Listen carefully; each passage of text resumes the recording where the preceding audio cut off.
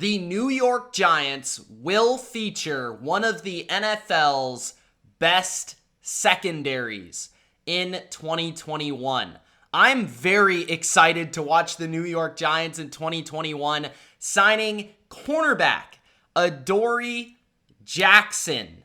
Adoree Jackson is a very good corner and perhaps the missing piece to the New York Giants secondary that now they have. They have a legitimate number 2 corner, and maybe even a guy that in most places would be a number 1 corner. In this video, I'm going to break down Adoree Jackson to the New York Giants. Before I do give you my thoughts on Adoree to the Giants, make sure you do Gronk spike that like button and let me know in the comment section below how you feel about Adoree Jackson signing with the New York Giants. Adoree Jackson, like I said, is a very good cornerback. In 2020, he only actually played about 2.5 to 3 games last year, and really, it was not much of a sample size to go off of. Since he's been drafted, in his 3 seasons that he's played most of the time, he has been a pretty good cover corner, perimeter cover corner, and really utilizes his unique combination of great speed, which he has plenty of, and pretty good length, right? He's not the biggest guy, he's not the thickest guy, but he has long arms, right? He's pretty good in terms of his height. I believe he's around 6 feet, 6'1". So he uses that length and that speed to be able to lock down some of the best NFL wide receivers in the game right now, guys. I mean, Adoree Jackson has these moments where I absolutely love the guy. I've seen games where he looks like an elite corner. There's other games where he doesn't look like that. Sometimes he gets a little bit, out physicaled, if that's a word, right? He gets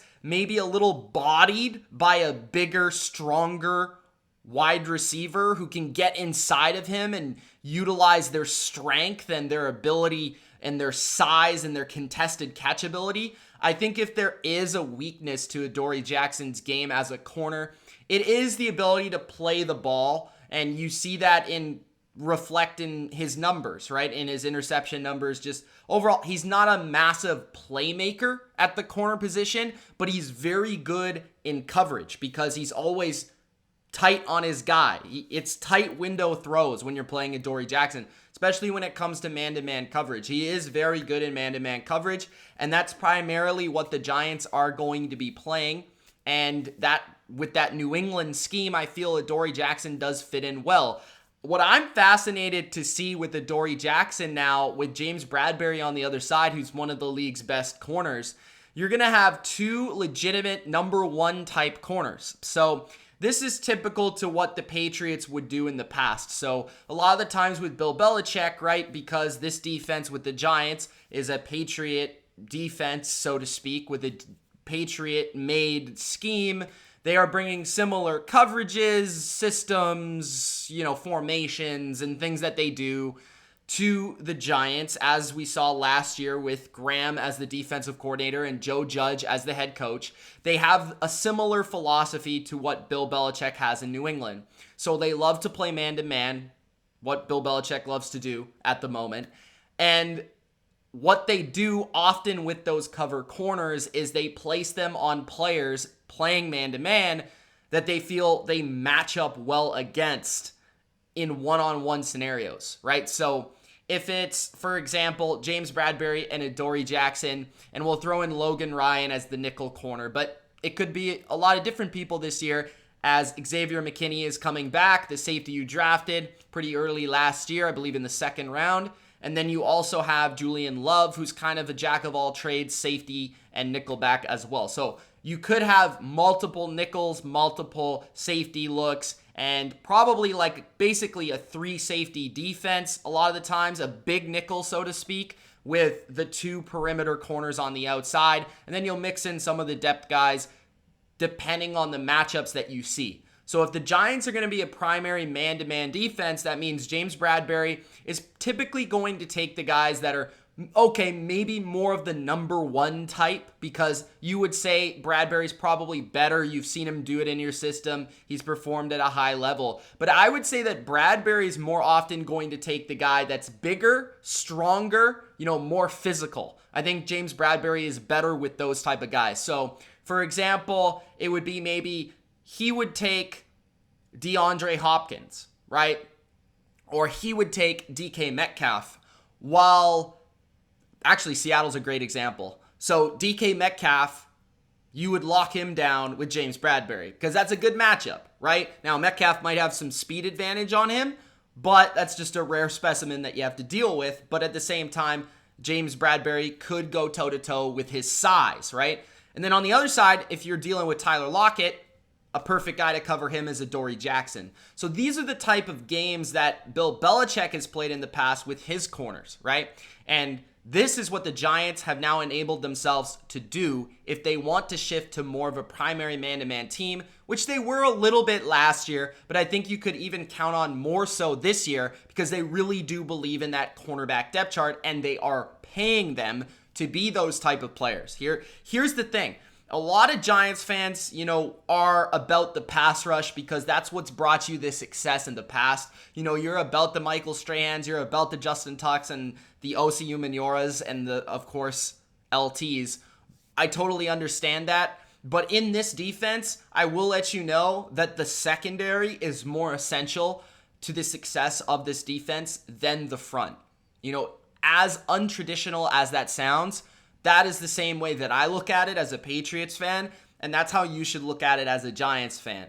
I really do like this secondary. I think the more depth you can add to it, I wouldn't be surprised if they continue to do so in the draft, maybe not early, but later on, because it's essential to have 3, 4, 5 corners that you can count on that can play in different spots. Adoree Jackson has been primarily a perimeter corner. We've seen him a little bit dabble in the nickel position, but it's not too much. He is much better on the perimeter than he is in the nickel, and that's because he has great long speed, and he has, of course, that length that he can utilize to his advantage. He isn't as good when you're going side to side, when a guy is quickly shifting, left to right. He isn't as good there, but he is better, and he's one of the fastest corners in the NFL, like legitimate speed here. He's only 26 years old, so that's amazing. Let's just take a look at his statistics from last season, but they are not very impressive as he only played 2-3 games, right? 81% completion percentage, 145 passer rating.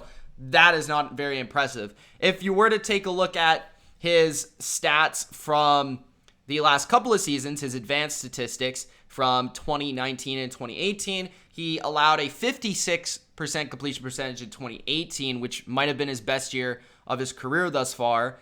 And in 2019, he allowed a 66% completion percentage, only 395 yards in 11 games on that season, and only 1 touchdown. So in 2018 and 2019, I know Pro Football Focus was very high on him if you check his grades, and they have a right to be, because from what I see, when he is healthy, when he is good to go, and when he is put in a position to succeed, which is primarily perimeter corner, playing man-to-man coverage, facing the fast wide receiver types, he is very good in that role. And, that is the thing with corners, right? A lot of corners are not good in some schemes, and some guys are better in others, and it's all about putting them in the best position to succeed, as it is with every player, but specifically with the corner position because of just how fickle it is and how up and down their performance can be from season to season and from week to week. You can see a premier corner in 2018 drop off the face of the earth in 2019 and then come back in 2020 and play amazing. And sometimes it's scheme, sometimes it's players around them, sometimes it's the pass rush. It's a lot of different things. But I will let you know that when you have a great unit in the secondary and you have 3 good corners and 3 good safeties, your defense will be so much better because you have a lack of weakness that a quarterback can take advantage of, especially if you're going to be a heavy man team. But of course, with the Giants, they're going to mix it up, right? They're going to play zone heavy in some games, man heavy in others. They're going to mix in some blitz. They're going to mix in some heavy coverage. And that's just the way they're going to play their defense. But I think Adoree Jackson fits it all, right? He's played under some very good defensive coordinators. He played under the Dean Pease of the world, who has a similar philosophy.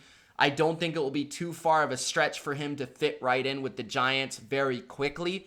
And I do believe this is a very nice add for the Giants secondary and will give them a legitimate premier number 2 corner. One of the best number 2 corners in the league. Definitely inside that top 10, maybe even inside that top 5 for the number 2 corners in the game. So yeah, I'm really intrigued to see how Adoree Jackson fits into the Giants. I think this is a absolutely awesome add, and I have really been impressed with what Dave Gettleman and the Giants have been able to do building this roster. And guys, if I'm being honest, last night before this signing happened, thinking this signing was going to happen, I did just bet $20 on the Giants to win the NFC East. So take that as you wish. Obviously, I feel pretty good about the Giants right now as a team to look out for in 2021. Let me know what you guys think in the comment section below. It's Mitch. Thanks for watching.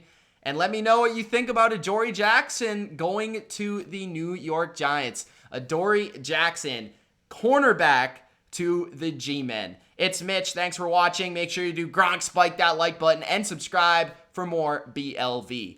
Peace.